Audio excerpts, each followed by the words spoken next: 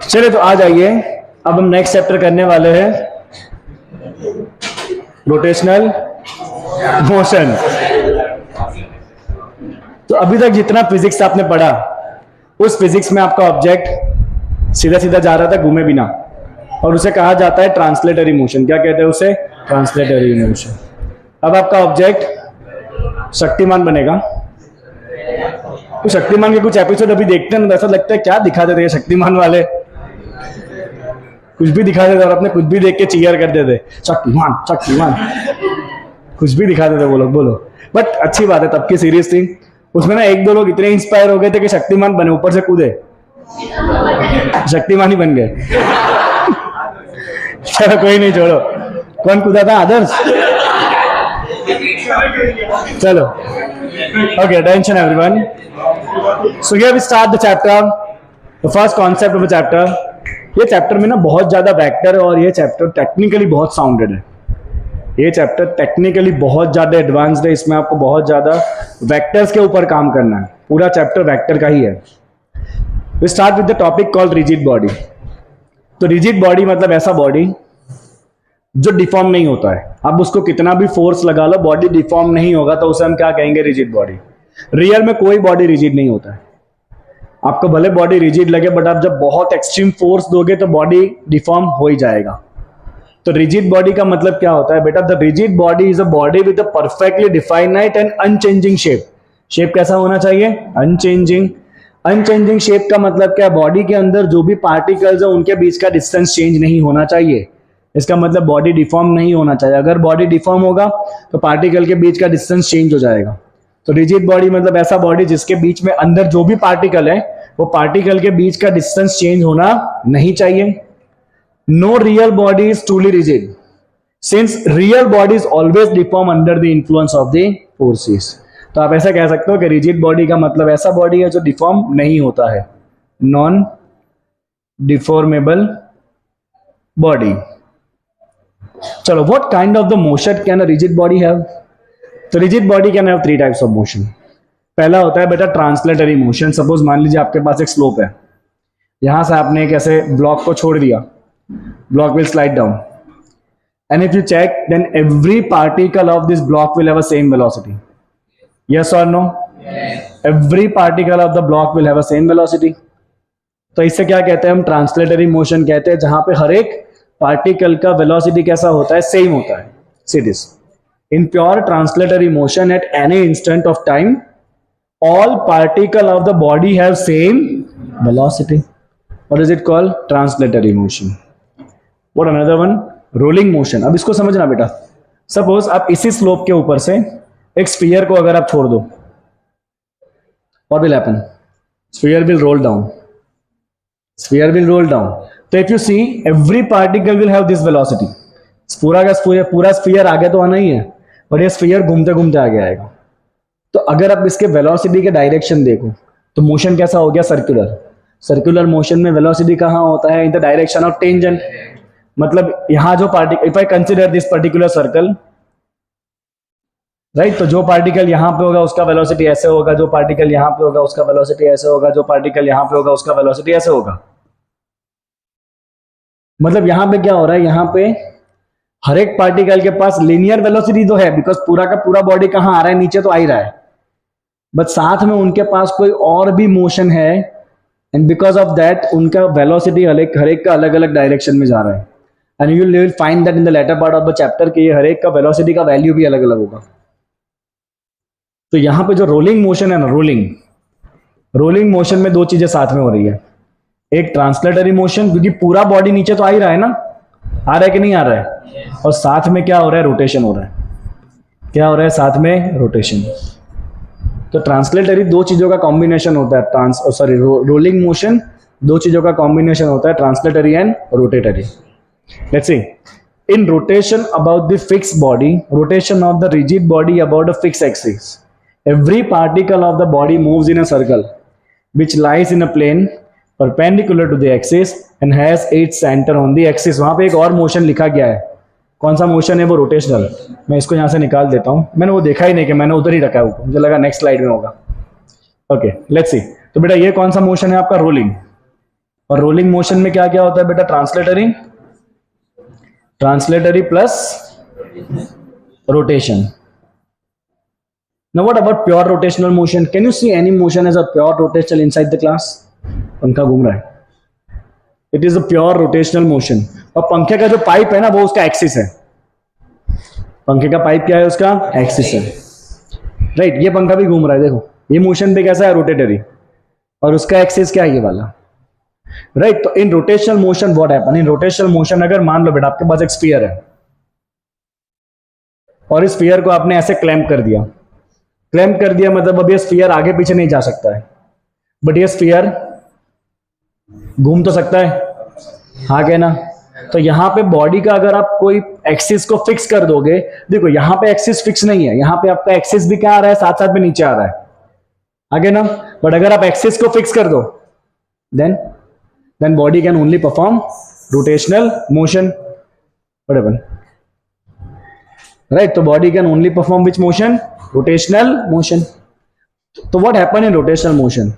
If you see the rotational motion, then every particle perform a circular motion. अगर आप किसी भी particle को ले लो बेटा, ये पार्टिकल इस सर्कल में घूम रहा होगा, ये पार्टिकल इस सर्कल में घूम रहा होगा. तो रोटेशनल मोशन का हर एक पार्टिकल किसमें घूमता है? सर्कल में घूमता है. और हर एक सर्कल का जो सेंटर है वो कहां होता है? एक्सिस के ऊपर. सी अगर ये एक्सिस है बेटा, सपोज ये एक बॉडी है जो ऐसे घूम रहा है, तो इसका हर एक पार्टिकल क्या कर रहा होगा? Circular motion. यस और नो? और हर एक सर्कल का सेंटर कहां पे होगा? एक्सिस के ऊपर.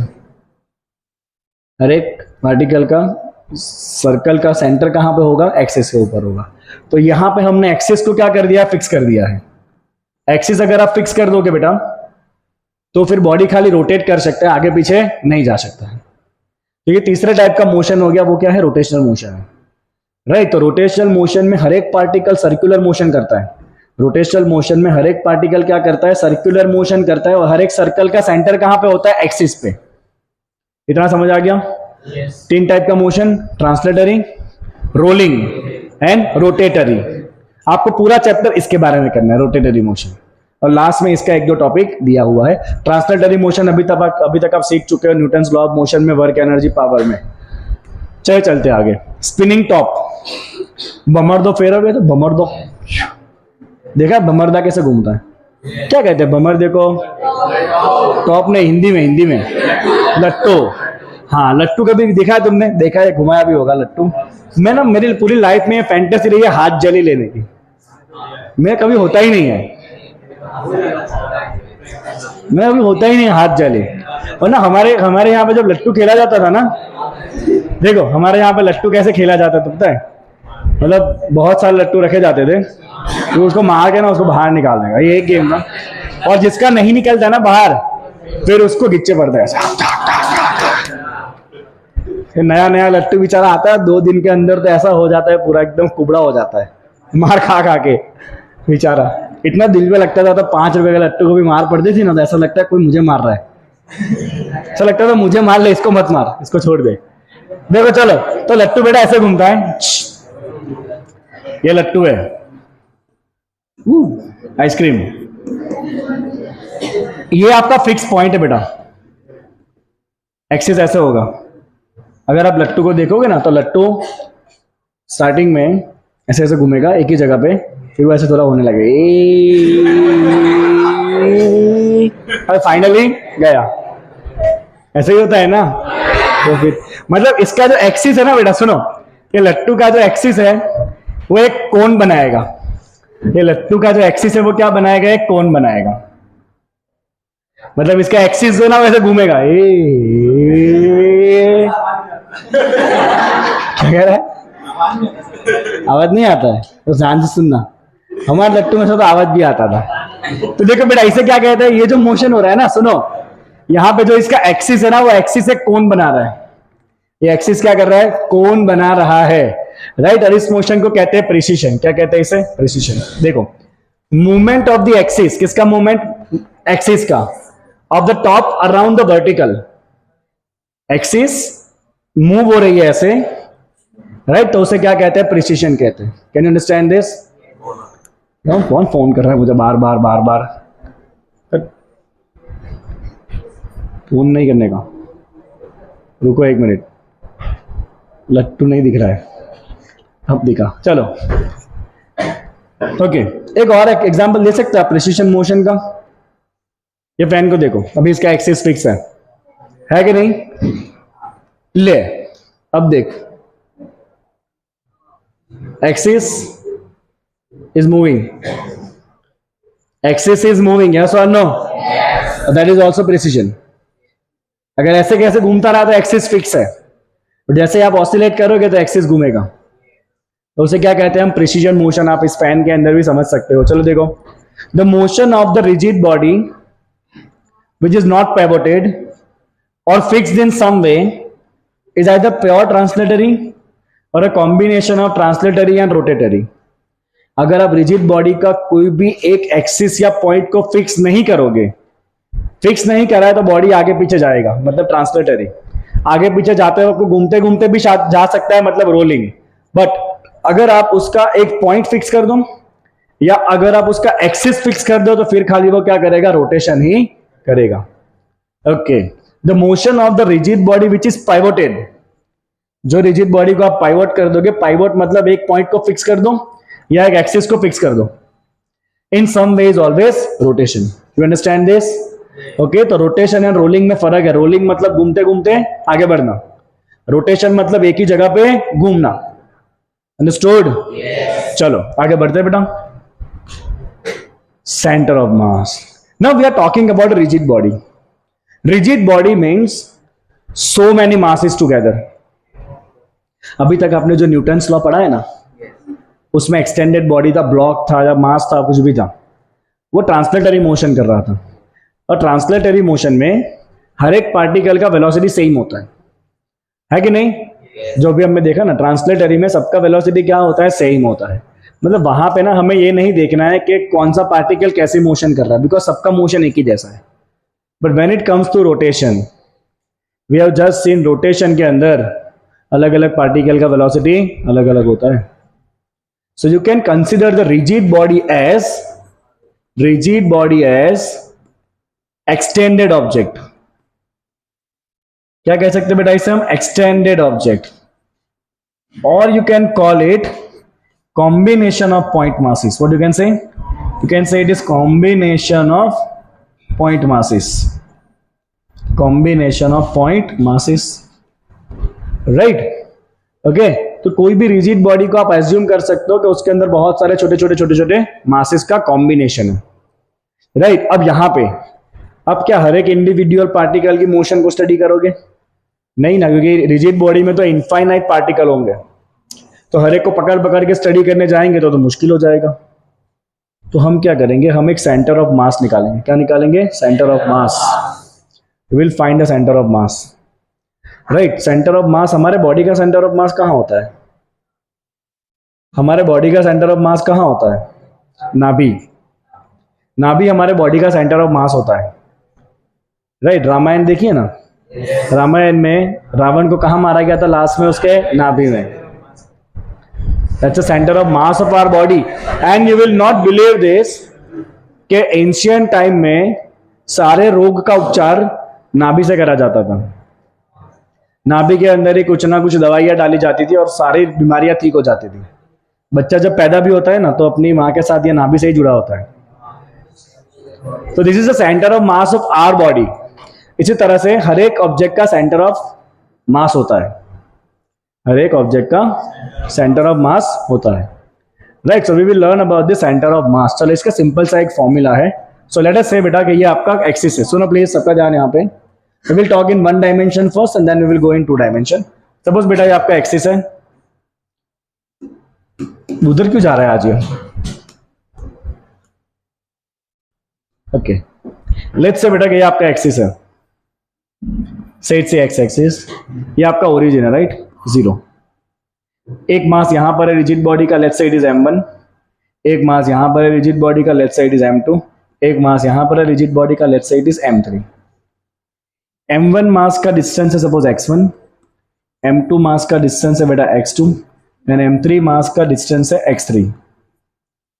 राइट? तो position of the centre of mass is defined as position of centre of mass is defined as, जिसे हम लिखेंगे एक्सीएम, सेंटर ऑफ मास का position, that is equal to m1x1 plus m2x2 plus m3x3। कितने भी particle हो सकते हैं, right? हर एक पार्टिकल को अपने अपने कोऑर्डिनेट के साथ मल्टीप्लाई करना है और डिवाइड करना है टोटल मास से, m1 plus m2 plus m3 and so on. Do you understand this? Do you understand this? Suppose मान लो बेटा कि ये 1 kg है, ये 2 kg है और ये 3 kg है। इसका लोकेशन है 1, इसका लोकेशन है 2, इसका है 3। तो सेंटर ऑफ मास के लिए क्या करेंगे, इस मास को उसके लोकेशन से मल्टीप्लाई करेंगे प्लस इसको इसके लोकेशन से मल्टीप्लाई करेंगे प्लस इसको इसके लोकेशन से मल्टीप्लाई करेंगे plus divide by total mass. तो ये हो गया सेंटर ऑफ मास। अगर आपका क्वेश्चन 2 डायमेंशन में है तो 2 डायमेंशन में पोजीशन वेक्टर होगा आपका। 2 डायमेंशन में क्या होगा, पोजीशन वेक्टर। लेट अस से फिगर 2 डायमेंशन में, इट्स क्वाइट सिंपल। सपोज ये एक्स कोऑर्डिनेट है बेटा और ये वाई कोऑर्डिनेट है। सपोज एक मास यहाँ पर है m1, एक मास यहाँ पर है m2, एक मास यहाँ पर है m3। अब इनका क्या होगा, पोजीशन वेक्टर होगा। Let's say r1 vector, let's say r2 vector and let's say it is r3 vector. तो ये तीनों का पोजीशन वेक्टर है। इसमें 2 कोऑर्डिनेट्स होंगे x एंड y। अगर 3 डायमेंशन है तो 3 कोऑर्डिनेट होंगे x, y, z। तो यहां से आपका सेंटर ऑफ मास का लिखेंगे RCM।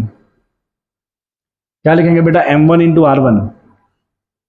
क्या करेंगे, m1 इंटू r1, इसका m2 इंटू r2, इसका m3 इंटू r3।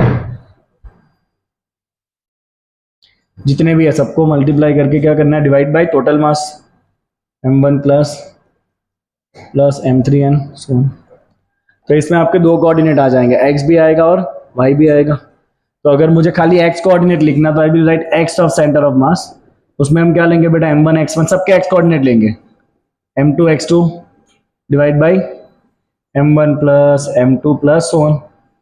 अब इसमें y कोऑर्डिनेट भी होगा बेटा। सो y of centre of mass m1 y1 plus m2 y2 plus divide by m1 plus m2 so on. तो इस तरह से आप सिंपल से फॉर्मूला से क्या निकाल सकते हो, सेंटर ऑफ मास निकाल सकते हो। You get this? Okay, what if the body is of variable mass? Okay, ये बाद में करेंगे, वेरियस बॉडीज बाद में करेंगे। अगर बेटा मास डिस्ट्रीब्यूशन कंटिन्यूस नहीं है, अगर मास डिस्ट्रीब्यूशन कंटिन्यूस नहीं है तो उस केस में क्या करेंगे? So for the body of continuous mass distribution I will take another colour. फिर इसके थोड़े एग्जांपल भी हम करेंगे। फॉर बॉडी ऑफ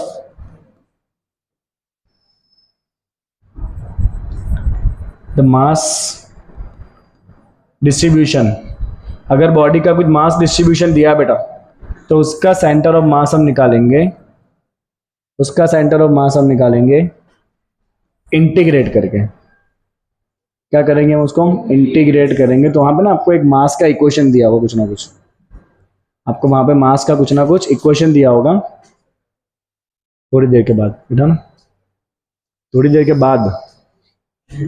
तो हम क्या करेंगे, सुनिए बेटा, हम क्या करेंगे, जब भी हमें कोई मास डिस्ट्रीब्यूशन का फॉर्मूला दिया होगा, जब भी हमें कोई मास डिस्ट्रीब्यूशन का फॉर्मूला दिया होगा तब हम क्या करेंगे, वो जो भी हमें फॉर्मूला दिया है what ever it can be, वो मास डिस्ट्रीब्यूशन के फॉर्मूला के साथ x को मल्टीप्लाई करके इंटीग्रेट करेंगे। क्या करेंगे, उसके साथ x को मल्टीप्लाई करके उसका इंटीग्रेट करेंगे और उसको हम डिवाइड करेंगे m dx के साथ। That will give you the total mass. ये आपका मास डिस्ट्रीब्यूशन का फॉर्मूला होगा। क्या होगा, ये आपका मास डिस्ट्रीब्यूशन का फॉर्मूला। एक एग्जांपल आपको सिखा देता हूं ताकि आपको समझ में आ जाए कि ये लिखा क्या है। सपोज मानिए बेटा आपको ऐसा लिख के दिया है क्वेश्चन में, यही स्लाइड को हम छोड़ेंगे, ये रहा, यही करना है, non uniform mass distribution. Okay, so I will write here, suppose एक एग्जांपल समझो, if mass is distributed, if the mass is distributed per unit length, mass is distributed per unit length on x-axis as mass is distributed per unit length on x-axis as, आपको ये formula दे दिया बेटा dm by dx, आपको ऐसा दे दिया होता है, mass distribution आपको दे दिया। तो लेट्स से आपको ये एग्जांपल दिया 2x² + 7, right, from x equal to 0 to x equal to 9. X equal to 0 to x equal to 9. You would like to find where is the center of mass. Find position of center of mass. तो यहां पे देखो आपको mass distribution दिया है, मतलब अलग अलग जगह पे x के साथ आपका मास भी चेंज होता जाएगा। 0 से 9 तक आपका मास फैला हुआ है, आपको बताना है सेंटर ऑफ मास कहां पर है, राइट। तो सेंटर ऑफ मास का फॉर्मूला क्या है, आपको क्या दिया बेटा, आपको दिया है dm बाई dx। कितना दिया है बेटा, 2x स्क्वायर प्लस 7। तो आपका dm कितना हो जाएगा, 2x square plus 7 dx। dx ऊपर ले लिया और कुछ नहीं करा है। चलो अब centre of mass, so I will write here x of centre of mass equal to, चलो क्या होता है सेंटर ऑफ मास के फॉर्मूला में इंटीग्रेट करेंगे, dm के साथ किसको मल्टीप्लाई करेंगे, x को, क्योंकि ऊपर क्या आता है मास के साथ उसका पोजीशन मल्टीप्लाई करते हैं कि नहीं करते, ऊपर क्या करते हैं m1 x1 m2 x2 m3 x3। तो क्या करना पड़ेगा, यहाँ पे dm के साथ x को मल्टीप्लाई करेंगे और नीचे क्या डिवाइड करेंगे, सीधा सीधा dm का इंटीग्रेशन, क्योंकि नीचे क्या होता है टोटल मास, मतलब इस dm को इंटीग्रेट करना पड़ेगा। तो ऊपर क्या करेंगे, मास को उसके पोजीशन के साथ मल्टीप्लाई करके इंटीग्रेट करेंगे, क्योंकि ऊपर क्या होता है m1 x1 plus m2 x2, तो साथ में x जोड़ना पड़ेगा आपको। और नीचे क्या होता है, सीधा इंटीग्रेशन ऑफ मास, बिकॉज नीचे सिर्फ टोटल मास होता है। Do you understand this formula everyone?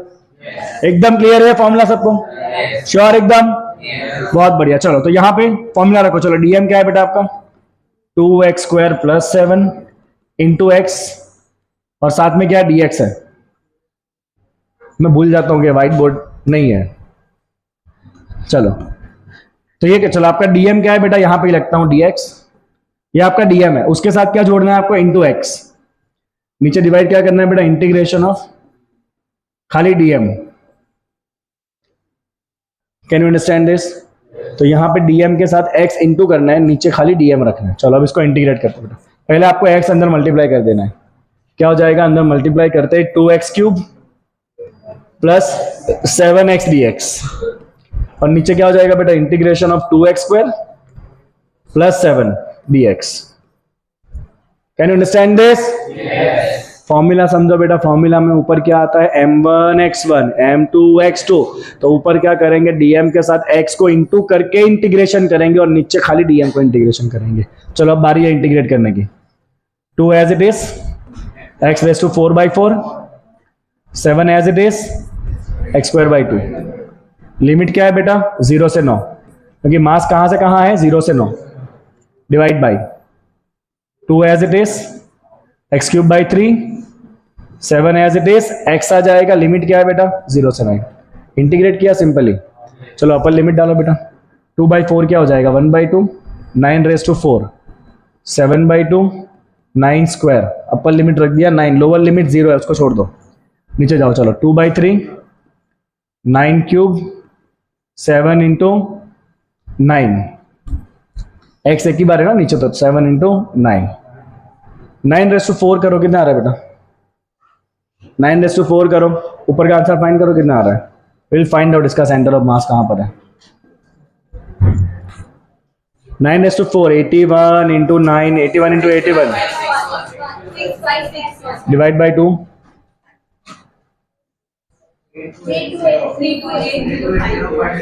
3 2 पूरा ही सॉल्व करो ना, कितना आंसर आ रहा है, पूरा ही करो ना। इसके साथ ये ऊपर वाला कितना बन रहा है, 81 इंटू 3.5 प्लस करो, 81 इंटू 3.5 प्लस करो, कितना आया, करो फटाफट।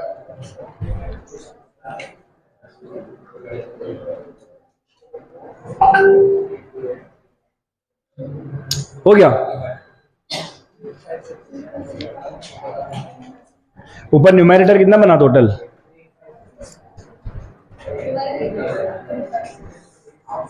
न्यूमेरेटर कितना बना ऊपर, इतना टाइम लगता है क्या, 3564। डिनोमिनेटर बनाओ, चलो 9 क्यूब करो इंटू 2/3 करो प्लस 63 करो, बताओ डिनोमिनेटर कितना हुआ, 549, श्योर। चल डिवाइड कर, कितना आ रहा है आंसर, देखते हैं इसका सेंटर ऑफ मास कहां पर है, 6 पॉइंट तो बेटा इस बॉडी का सेंटर ऑफ मास कहां पे होगा? 6.49 मीटर पे होगा, मतलब इसका नाभि कहां पर है? 6.49 पे।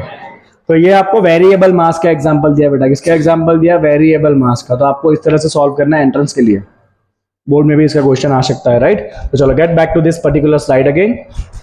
तो देखिए यही मैंने यहाँ पे लिखा है। मुझे यहाँ पे खाली क्या लिखना था फॉर्मूला में? ये मुझे लिखना था डीएम। मुझे क्या लिखना था यहाँ पे? डीएम, जो आपको दिया होता है क्वेश्चन में, राइट। तो I would have written here dm into x d x,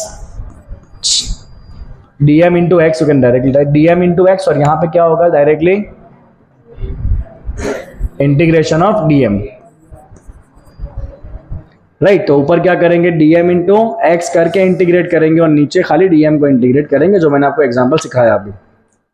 समझ आया सबको? क्लियर एकदम? फटाफट एक क्वेश्चन सॉल्व करो। मैं आपको फॉर्मूला दे रहा हूं बेटा। I am giving you dm equal to, फटाफट सबका आंसर एकदम जल्दी जल्दी आना चाहिए। सिंपल सा फंक्शन दे रहा हूं मैं आपको। DM equal to let's say 3x square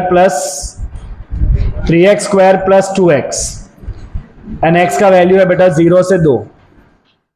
चलो इसका सेंटर ऑफ मास बताओ कितना आ रहा है? Fine C1, 3x square plus 2x, देखो कितना आंसर बन रहा है।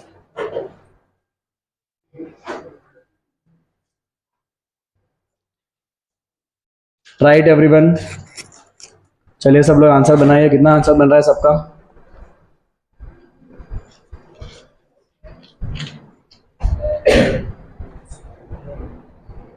टाइम क्या हुआ अभी? मेरी घड़ी पीछे चल रही है। 7 मिनट 65 जाओ आगे चल। चलो कितना आंसर आया इसका?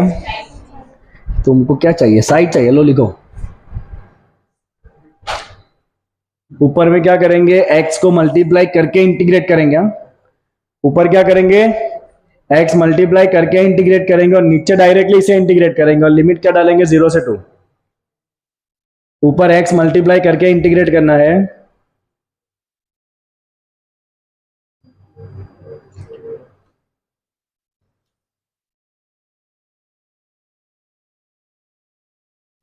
चलो सॉल्व करो सब लोग।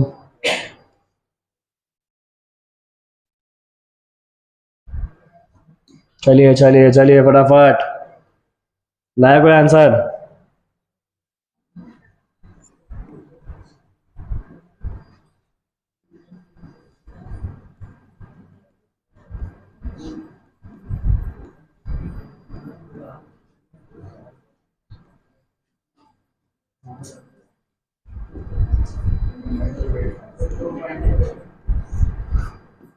कितना? टू तक तो मास है तुम्हारा, आंसर 2 के बाहर कैसे निकल गया? मास तो 0 से 2 है, तो तुम्हारा आंसर 2 के बाहर कैसे निकल गया? नाभि बॉडी के बाहर कैसे चली गई? कितना? हाँ तो भाई वो भी फ्रैक्शन करना, कितना आ रहा है?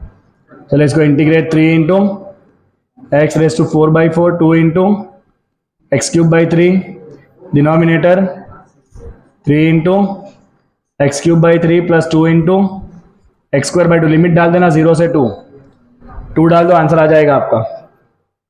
सेम क्वेश्चन कराया अभी ऐसा मैंने आपको, खाली फंक्शन चेंज किया है। 1.44, हाँ 1.44 is the correct answer of this question. तो ये किसके लिए बेटा? फॉर वेरिएबल मास। अगर आपको छुटक छुटक मासेस दिए, अगर बेटा आपको छुटक छुटक मासेस दिए हो, तो छुटक छुटक मासेस में क्या करना है आपको? m1 इंटू उसका पोजीशन प्लस m2 इंटू उसका पोजीशन प्लस m3 इंटू उसका position divide by total mass. तो अगर अलग अलग मास दिए तो क्वेश्चन बहुत सिंपल होता है। अगर इंटीग्रेशन करना है तो आप इस तरह से इंटीग्रेशन कर सकते हो। ओके चलिए, मुझे ना फटाफट आपको कुछ ऑब्जेक्ट के सेंटर ऑफ मास लिखवा देने हैं। एक स्लाइड है हमारे पास, फटाफट कुछ ऑब्जेक्ट के सेंटर ऑफ मास लिखेंगे। उसमें ज्यादा इंपॉर्टेंट ना कोन का है, बाकी तो आपको पता चल जाएगा। चलो अगर आपके पास डिस्क है बेटा, डिस्क का सेंटर ऑफ मास कहां होता है? उसके ज्योमेट्रिक सेंटर के ऊपर, ऑब्वियसली राइट।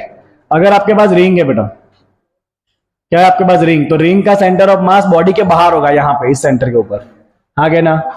अगर आपके पास रॉड है, अगर आपके पास रॉड है तो रॉड का सेंटर ऑफ मास कहां पे होगा? उसके सेंटर के ऊपर, राइट। चलो अगर आपके पास है, लिसन एवरीवन, ये 3 सिंपल शेप, अगर आपके पास स्फीयर है तो स्फीयर का सेंटर ऑफ मास कहां होगा बेटा? उसके ज्योमेट्रिक सेंटर के ऊपर। तो ये सिंपल सिंपल शेप है। अगर कुछ आपको सीखना है तो ट्रायंगुलर लेमिना का, ट्रायंगुलर लेमिना का सेंटर ऑफ मास कहां होता है? ये क्या है? Triangular lamina, equilateral. और एक आपको खास सीखना है बेटा कोन का, कोन का सेंटर ऑफ मास कहां पे होता है? Right, let's say the height of cone is h। Okay, चलिए अब इसके लिए ना हमें थोड़ा सा, तो सारे इंपॉर्टेंट शेप के सेंटर ऑफ मास आपको याद रखने हैं। ट्रायंगल लेमिना का सेंटर ऑफ मास होता है उसके ज्योमेट्रिक सेंटर के ऊपर। अगर ये ट्रायंगुलर लेमिना इक्विलेटरल है तो आप साइन 60-30 करके इसको सॉल्व कर सकते हो। ये आपका 30 डिग्री होगा। पूरा साइड अगर ए है तो ये कितना होगा? a/2। तो ये क्या हो जाएगा आपका? सॉल्व कर सकते हो आप, ये tan 30 यूज करो, अपोजिट बाई एडजेसेंट करके आप इसको सॉल्व कर सकते हो। राइट, चलो अगर सॉलिड कोन है तो कोन का सेंटर ऑफ मास बेस से कितने डिस्टेंस पे होता है? h/4। वही अगर होलो कोन है तो बेस से कितने पे होता है? h/3। हेमिस्फीयर भी आपको बहुत ध्यान रखना है। अगर सॉलिड हेमिस्फीयर है तो बेस से कहां पे होता है? 3r/8। अगर होलो हेमिस्फीयर है तो कहां होता है? r/2 के ऊपर। तो ये सारे जो इंपॉर्टेंट शेप्स है उनके सेंटर ऑफ मास हमने डिस्कशन करे हैं। That's the end of the theory of the part of centre of मास। अब अगले क्लास में हम बात करेंगे कि सेंटर ऑफ मास किस तरह से मूव करता है। सेंटर ऑफ मास हमने फाइंड भी क्यों करा? तो we are talking about the rigid body, इसमें बहुत सारे पार्टिकल है, and we are never going to talk about individual particle. We will always talk about the motion of center of mass. You study the center of mass, you ultimately study the entire rigid body. तो हम अगले part में देखेंगे कि किस तरह से सिर्फ सेंटर ऑफ मास से आप पूरे रिजिड बॉडी को स्टडी कर सकते हो। तो इसीलिए हमने पहले सेंटर ऑफ मास निकालना सीखा। अंडरस्टूड? चलिए फाइन, थैंक यू।